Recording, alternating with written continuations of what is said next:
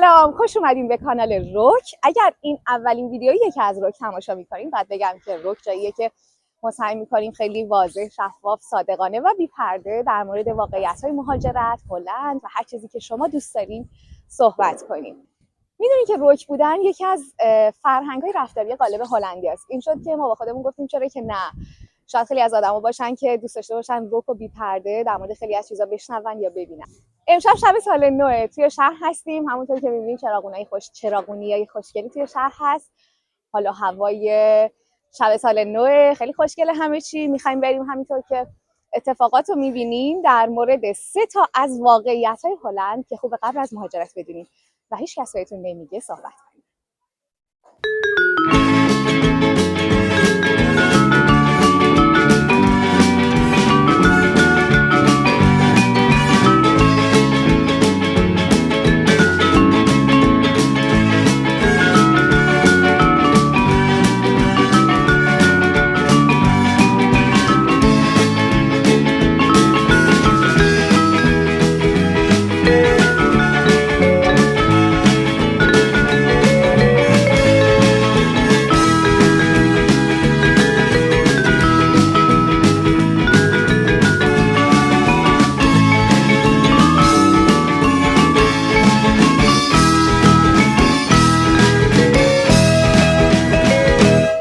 خب بریم بفهمید.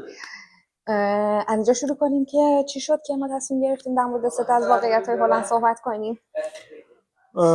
از اینجا که بقیه همش دارن چرت و پرت میگن. نه شوخی میکنم. از اینجا که خیلی وقتا تصویر غیر واقعی ساخته میشه از این داستان. من به نظرم خیلی چیزایی که میگن درست نیست و بچه‌ها خیلی وقتا چیزا رو نمیدونن، میان اینجا شوک میشن. همین الان دارم، یعنی اینو دارم میبینم ها تو دوستامون که الان اومدن توی چند ماه گذشته خیلی مسائل شوکهشون کرده، اصلا نمیدونستن همچین چیزی وجود داره. اما خب گفتیم که چرا باید اینجوری باشه بچه‌ها نه شوک بشن وقتی وارد جایی میشن. و اینکه کلا آدم وقتی مهاجرت میکنه احساس میکنه که یه اچیومنت گنده‌ای داره و مثلا فکر میکنه که یه دری بوده حالا براش باز شده این دره. خب من فکر میکنم خیلی بهتره که آدم مثلا بدون پشت اون دره چه خبره. مثلا در باغ سبز میشه اینجوری، ولی اگه ندونی پشت اون دره چه خبره و صرفا فکر کنی که خب حالا من این در باز کردم دیگه بهترین اتفاق زندگیم افتاد، بعد بیا ببینی اوه چه کثافتیه پشت اون دره، خب خیلی اذیت میشه، خیلی ناراحت کننده است. این دلیلی که خواستیم راجع به موضوع صحبت کنیم و 3 تا نکته داریم امروز دیگه، یعنی 3 تا مسئله جدی که بچه‌ها تو زندگی دانشجویی، تو ویزای دانشجویی اینجا باهاش درگیرن. قراره راجع بهش گپ بزنیم. ما اینجا هدفمون اینه که کمک کنیم این آگاهی بیشتر بشه، تصویری که از هدفی که بر خودتون ساختین شفافتر و روشن‌تر باشه که در واقع بعد از اینکه به دستش آوردین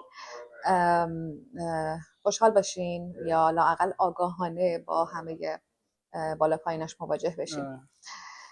حالا بریم سراغ اولیش چیه؟ مسئله 1 زبان. الان باید یهو مثلا یه اتفاق عجیبی زبان. ببین هلند زبان اصلیش داچه، یعنی زبان رسمی کشور داچه، انگلیسی نیست. 99% مردم انگلیسی بلدن، انگلیسی باشون صحبت میکنن. تو لوکال ترین شهرها، توی سنتی ترین شهرها هم مردم انگلیسی بلدن. شما میتونید زندگی کنید بدون یاد گرفتن داچ، هیچ مشکلی نخواهید داشت برای زندگی روزمره‌تون، هیچ مشکلی. اما نکته چیه؟ این موضوع کجا مسئله زبانه کجا چالش میشه و بحران میشه برای بچه‌هایی که دانشجو هستن، به خصوص اونجایی که تو نشستی داری سرچ میکنی برای خودت، میبینی بچه کشور باحالیه همه انگلیسی بلدن و میبینی که مثلا مشاور مهاجرتی داره بهت میگه، یا تو اینستاگرام من میبینم بقیه میگن که آره میای هلند و تو زندگی دانشجو شروع کنی کار دانشجو کردن، 16 ساعت در هفته کار میکنی و هزینه‌های خوب منیج میکنی و فلان و فلان و فلان. اما نکته و چیزی که خیلی وقت نمیگن اینه که عزیزم شما وقتی میخوای کار دانشجویی بکنی، کارهای دانشجویی هم عموما داچه.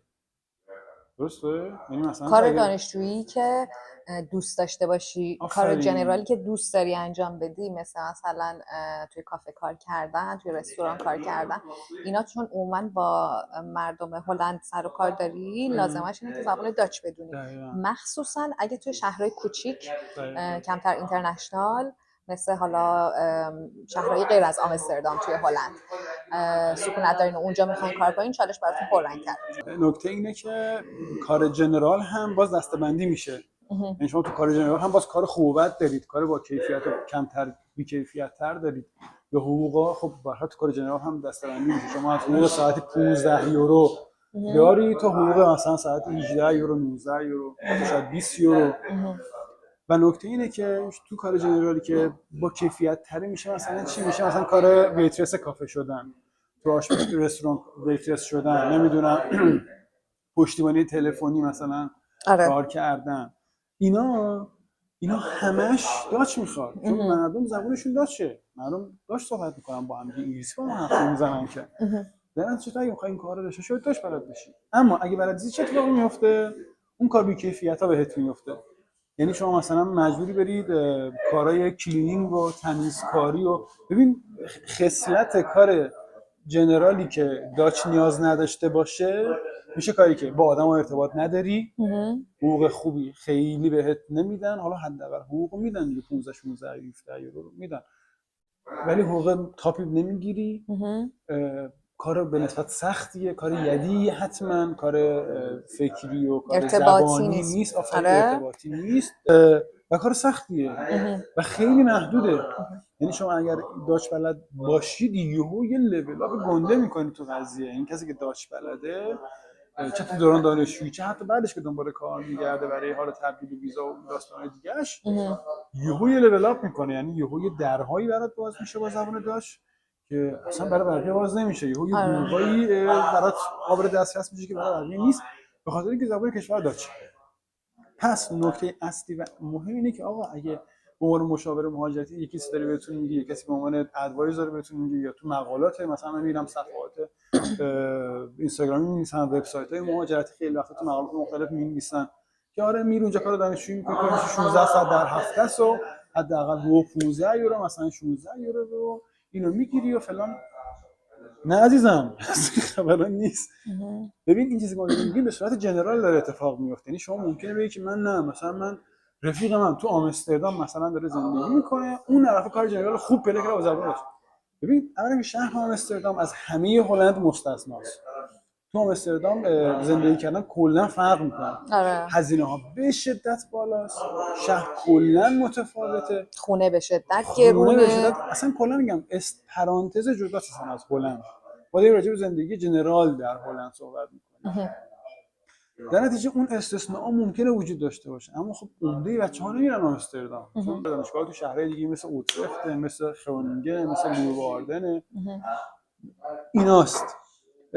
و خب اینا همه شهرهایی که چالش برانگیزه مسئله داچ و کار جنرال توش.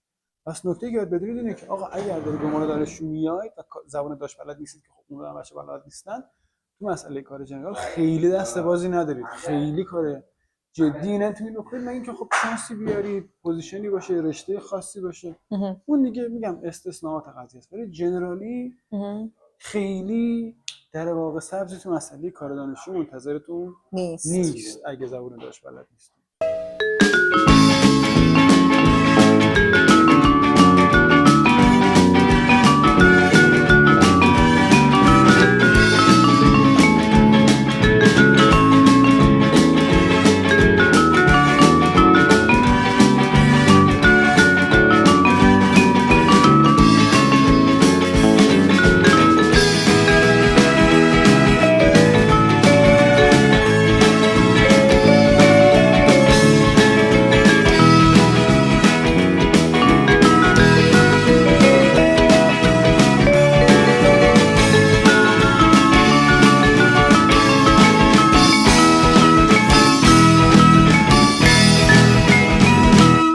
چالش دوم. مسئله دوم باز اونجا یه چیزی میشه. چالش دوم مسئله دوم و چالش دوم میشه حمل و نقل عمومی. ببین کلا کشور هلند کشور کوچیکیه، کل هلند از خوزستانه. اینو قبلا گفتی؟ نه اینجا دارم. نه خیر، تو این ویدیو اولم گفتی. هلند از خوزستانه. اینو میگم که هلندیا بدون. سرچ کردی اینو؟ نه چرا؟ آخه این خیلی ازت شنیدم، همین واسه سرویس کردی. ترکیه کلا از شمالی ترین نقطهش به جنوبی ترین نقطهش 4 ساعته با ماشین و از همه جا به همه جا قطار هست. قطار اینترسیتی هست، قطار درون شهری هست، مترو تو آمستردام هست، اتوبوس داخل شهرها زیاده، همیشه وسیله هست.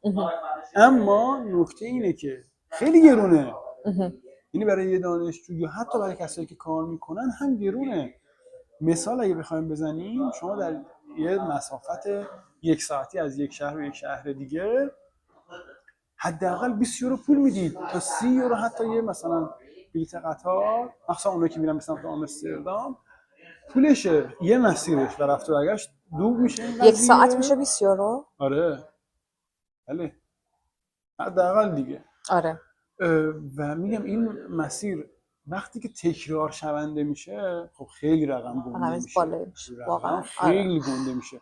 مثالش میشه چی؟ مثالش میشه این که آقا باز میگم شما دارید بررسی میکنید، یه دوستی یه مشاوری یا به شما میگه که اوکی مثلا تو فلان مثلا چالش فلانی رو نگران نباش، از همه شهرها به همه شهرها قطار هست، نگران نباش و میری و راحت و فلان. اگه مثلا اوترخت قبول شدی و اونجا خونه پیدا نکردی یا خوابگاه نشد، میری شهرهای اطراف خونه میگیری و مثلا همه جا وسیله هستش و میتونی رفت آمد کنی. ولی واقعا اینو شاید نگن که هزینه رفت آمد یه هزینه خیلی زیادیه و شما باید از قبل براش برنامه داشته باشید. مثلا شما تصور کن از یه شهر مرکزی بخوای برید شهری که اطراف تره، عموما حداقل 5 تا 10 یورو رو باید، یعنی ما اصلا فکر نمی‌کنم ما بلیت زیر 5 یورو داشته باشیم تو قطار. خب فرض کنیم 5 یورو، خب 10 یورو رفت و برگشتش میشه 3 روز تو هفته میشه 30 یورو، توی ماه میشه 4 تا 30 یورو 120 یورو. 120 یورو. برای که نشون بدیم پول چقدر مقایسش کنیم، مثلا بزنم میرسه شما گوشت قرمز کیلویی 12 یورو، ما گوشت قرمز خیلی خفن مثلا کیلویی 16 یورو، 17 یورو و شما حساب کن که چند کیلو گوشت میشه اون پولی که داریم ماهانه خرج ترانسپورتیشن میدیم. و میگم نکته مسئله و نکته جدی داستان اینه که این تکرار شونده است. یعنی تو مثلا در طول یه سال من هر هفته 3 روز این مسیر رو برم و خیلی رقم گنده میشه. اگرچه اینم بگیم آقا سابسکریپشن های مختلف وجود داره، مثلا شما میری از اون شرکت قطار به سابسکریپشن میخری، یه کارت اصطلاحاً پرسونال رفت آمد، هم من کارت خودمون اینا وجود داره و این حرفا ممکنه تخفیفی هم بهتون بخوره که میخوره، اما همچنان زیاد میشه. آره زیاده. اصلا شوخی نداره. شما یه بار بری بیای مثلا یه بار 70 یورو 50 یورو تو یه سفر فقط پول قطار دیدی، در حالی که هزینه خورد و خوراک زندگی یک نفر دانشجو فکر نمی‌کنه بیشتر از 100 تا مثلا 150 یورو دیگه خیلی بخواد هزینه بکنه بشه. آره. پس در واقع چیزی که داریم میگیم اینه که اگر دارید اقدام میکنید برای زندگی دانشجویی در هلند، حواستون باشه که حتما محل اقامتتون تو همون شهری باشه که عمده کارتون اونجاست، یعنی دانشگاهتون اونجاست. در واقع رو این حرفا که آقا میری شهر اطراف حالا فلان، رو این حرفا حساب نکنید. ضمن اینکه حتی تو خود شهر هم به هر حال اتوبوس سوار شدن ارزون نیست. اتوبوس هست، آره در اون شهری هم تو خود آمستردام علاوه بر اتوبوس مترو هست و ترام هست و اینا، ولی اصلا ارزون نیست.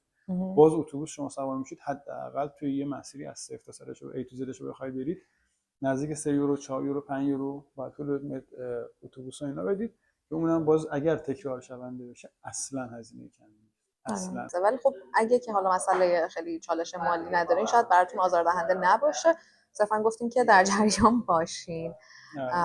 بچه پول دارین که اصلا به نظرم ویدیو رو اصلا شما آره اگه بچه پولدار هستین و اینا به نظرم اصلا ویدیو رو نبینین. شما عزیزم اصلا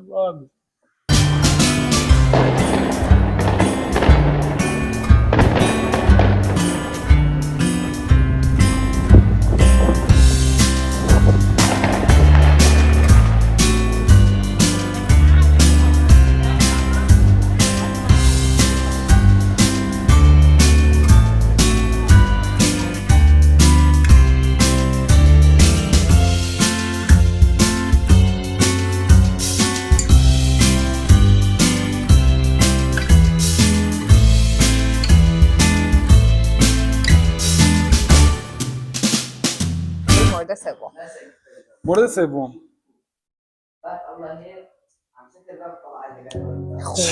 خونه.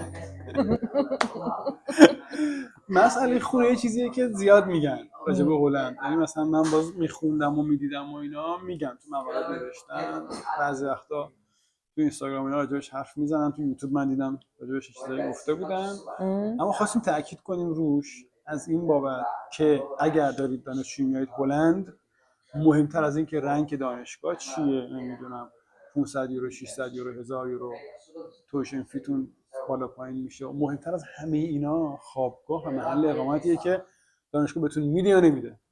و چند مدل داریم. یا خوابگاه مثلا برای بچهای کارشناسی خیلی کم پیش میاد که برای کل 4 سال به شما خوابگاه بدن.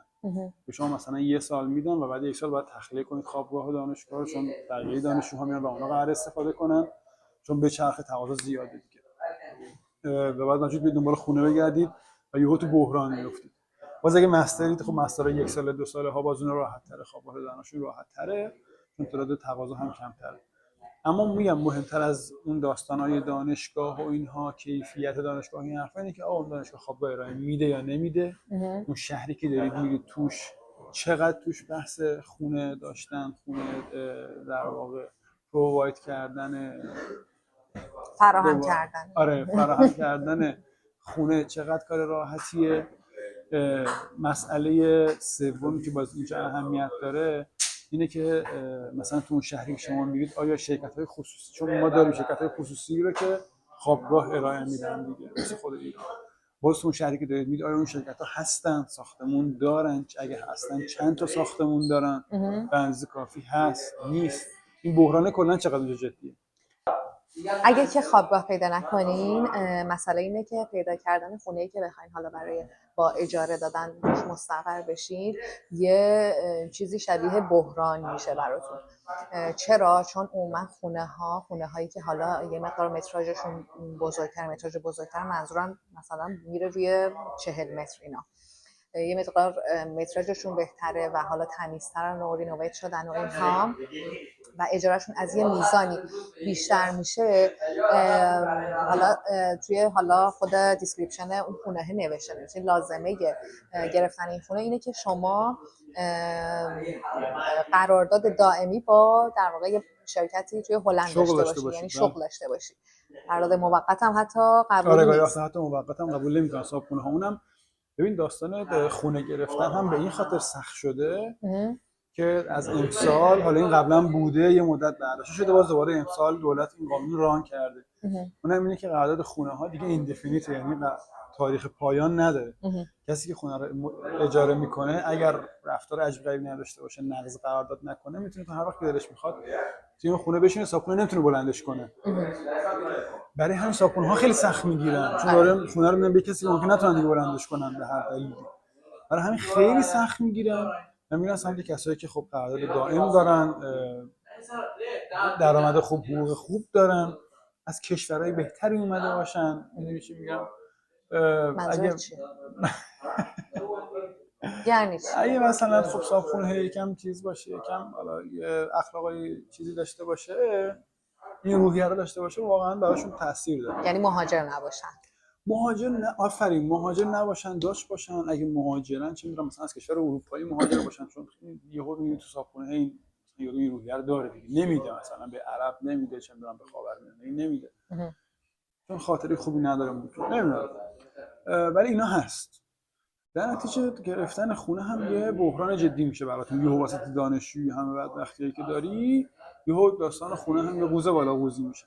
در نتیجه رو مسئله خوابگاه خیلی بیشتر فکر کنید، حداقل برای اولش تا بیاید جا بیافتید، کار کنید. یه گزینه‌ای بگم برای اون دانشجوهایی که دارن فاند میگیرن، شاید این دردسر در واقع کم رنگ‌تر باشه دیگه، چون اونا یه میزان حقوقی و حالا به صورت ثابت دارن میگیرن. ممکنه این موضوع توی اجاره کردن خونه کمکشون کنه. یه چالش دیگه هم که ما داشتیم یادم رفت بگیم، پت بود.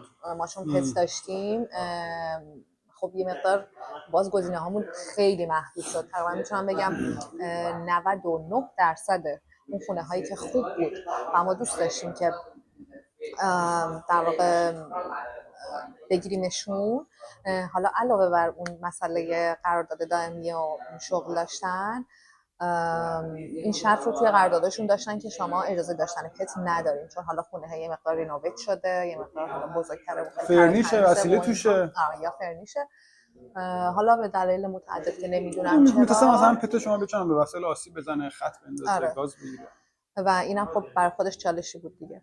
یه موضوعی در مورد خونه بگو، اگه که خوابگاه و اینا اوکی نشد چقدر برای اجاره خونه، یعنی اجاره خونه ها از چه میزان شروع میشه، چقدر در نظر بگیرن؟ خیلی it depends on the city دیگه، خیلی بستگی به شهری که هستن داره، ولی فکر نمی‌کنم واقعا دیگه بشه خونه که واقعا خونه باشه، مثلا اتاق نباشه. حالا اتاق چرا ممکنه اتاق با 500 600 یورو بشه پیدا کرد، یعنی اشتراکی، اتاق یعنی اشتراکی دیگه. آره دیگه اتاق داشته باشی، مثلا دستشویی تو، حموم تو، مثلا آشپزخونه‌ت شیر باشه. اما یه خونه که همه چی رو داشته باشه فکر نمی‌کنم دیگه بشه زیر 700 900 یورو جایی پیدا کرد، جایی که دانشگاه داشته باشه. آره. روستا و دهکده دیگه نه. برای همین آره این رقم‌ها فکر کنم حداقل معقوله. 800 یورو میشه چقدر؟ 800 یورو 80 40 خورده میلیون. 64 میلیون. ببخشید 64. 64 میلیون؟ آره. چرا میخندی؟ 64 میلیون. دوباره اگه شما بچه پولدار هستی، آره آفرین، اگه شما بچه پولدار هستی اصلا اینا رو نگاه نکن. یعنی شما اگه مثلا 100 میلیون فقط داری پول تو جیب ما نمیگیری، اصلا رد کن، برو شما هر دوست داری برو، بیا آقا اوکیه. آره بابا تو بشین تو هواپیما بیا، ولش کن، این ویدیو رو رد کن، نگاه نکن، الکی وقت تلف نکن. خب جمع‌بندی کنیم، این صدا مسئله جدیه، زبان و حمل و نقل و خونه مسئله جدیه تو هلند برای بچه‌های دانشجو، به خصوص برای بقیه هم جدی، ولی خب برای بچه‌ها جدی‌تره. این چیزایی که ما میگیم به این معنی نیست که اینجا دیگه به درد نمیخوره. مثلا من تو اینستاگرام یا توی یوتیوب میبینم که مثلا دوستان تایتل زدن که دیگه هلند نیا. چش عباس آقا دیگه نمیای هلند. واقعا اینجوری نیست. این مسئله خیلی مسئله شخصیه. شما مثلا ممکنه اصلا قصد نداشته باشی کار کنی، اینقدر پولتو تو ایران جمع کردی که اصلا نیازی نشه کار کنی، یعنی چه جلوش کار جنرال براتون مطرح نیست، یا چه می‌دونم مثلا راجع به خونه اینجا تونستی اجاره پیدا کنی یا هر چیز دیگه ای. این مسئله شخصیه، ما داریم به صورت جنرال مطرح می‌کنیم. کلیت این چالش اینه، وجود داره ممکنه شما رو درگیر کنه و عموما هم خب بچه‌ها رو درگیر می‌کنه دیگه. نمیخوره اینجا هزار تا خوبی داره، حالا چند تا بدی هم داره دیگه، چند تا چالش هم داره که باید راجبش فکر کنید، تصمیم بگیرید. اینم اضافه کنیم که این سه تا در واقع بدی هلند اون چیزیه که ما تا اینجا بهش رسیدیم. ممکنه در ادامه بدیهای بیشتری برسیم. آره در ادامه بدیهای بیشتری مواجه بشیم که حتما باهاتون شیر می‌کنیم. آره حالا مثلا ما سعی می‌کنیم که بقیه مسائل هم چه خوبی‌ها چه مسائل دیگه مثل کار پیدا کردن برای دانشجوها یا مدل اپلای دانشگاه‌ها، اینا هم فرآیندش رو یه اشاره‌ای بهش بکنیم و یه صحبتی راجعش بکنیم. شما هم اگه سوالی چیزی دارید که کامنت که بازه، راحت باشین و بپرسین. امیدواریم که اگه هدفتون اینه که سال آینده هلند باشین، کریسمس سال آینده سال 2026 هلند باشین با دل خوش، با شرایط خوب و هر اون جوری که در واقع دلتون میخواد و دوست دارید. آره خیلی مخلصیم. خداحافظ. بای بای بای بای بای بای بای بس بای